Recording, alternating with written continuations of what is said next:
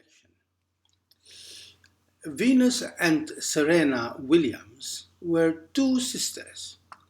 Both were very good tennis players and ended up in a famous tournament facing each other in a grand final match. The winner would be the champion. The two sisters loved, they adored each other. Yet, here they found themselves facing each other as deadly opponents. Only one of them could become the final winner of the tournament. What should they do? Play badly to allow the other to win? Or play ferociously to win the title? Both chose the second option, and they fought ferociously. This was a do or die game. Venus crushed Serena, and she won the game. Immediately, she ran up to her sister, who was devastated by her loss, hugged her very, very hard, and told her, "I love you, sister." Who won? Who lost? Depends on how you look at the game. Was it a contest for the best player to defeat the opponent? Or was it an act of total commitment and faithfulness for each player to bring out the best of who each one was? You see, in life, too often, like so many people, we just aim at being better than someone else. And we define ourselves by comparing ourselves to those around us. We toil, we struggle to beat those around us, to climb to the top of the heap. Our ambition makes us enemies of our neighbors, of our brothers and sisters. We are taken over by this compulsion to be better than someone, stronger, richer, more popular. And our brothers and sisters become our rivals, our enemies. They need to be crushed, overcome, and beaten so that we have all the glory and success. My victory is your defeat. When Jesus tells us in today's gospel to hate our parents, our relatives, he is surely not preaching this kind of hateful, ambitious competition in the most important tournament that is life. Life may seem a game, and Jesus invites us to live the game according to a different rule, which is much more beautiful and enriching. Instead of playing to be better and overcome our opponent, there is another rule. We can play to develop and cultivate the best that is within us. The aim of the game is not to defeat our opponent, but just to discover and express and become our better selves.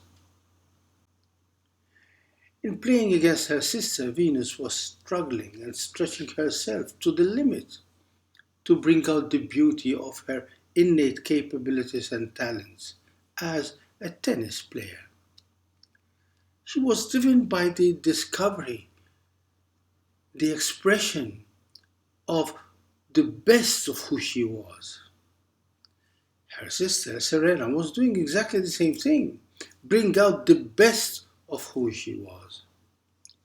The aim of the game of life that Jesus is proposing is not defeating anyone, but just bringing the best of who we can be out to its fullest and its most beautiful state. The winner in this game of life is not the person who succeeds to crush, humiliate someone.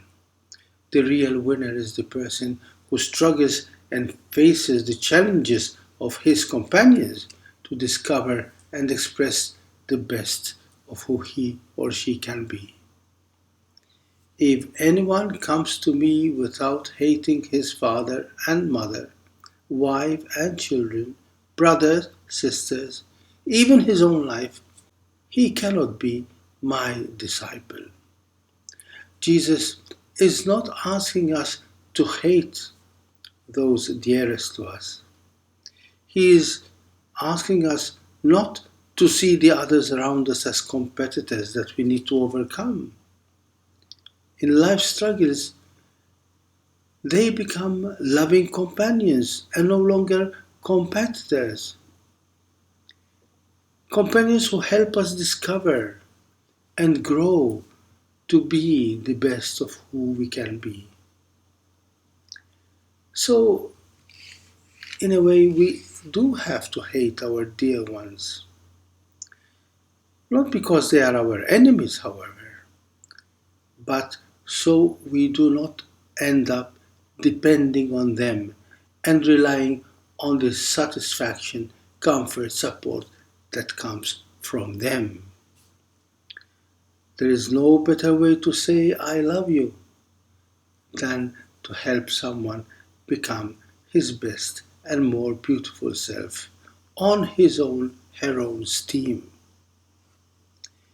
In that final match, Serena Williams was living what John the Baptist was called to live with regards to Jesus, his younger cousin.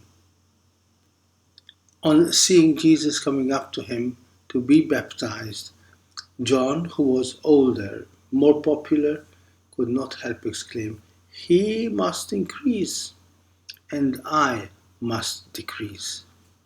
That is the language of love.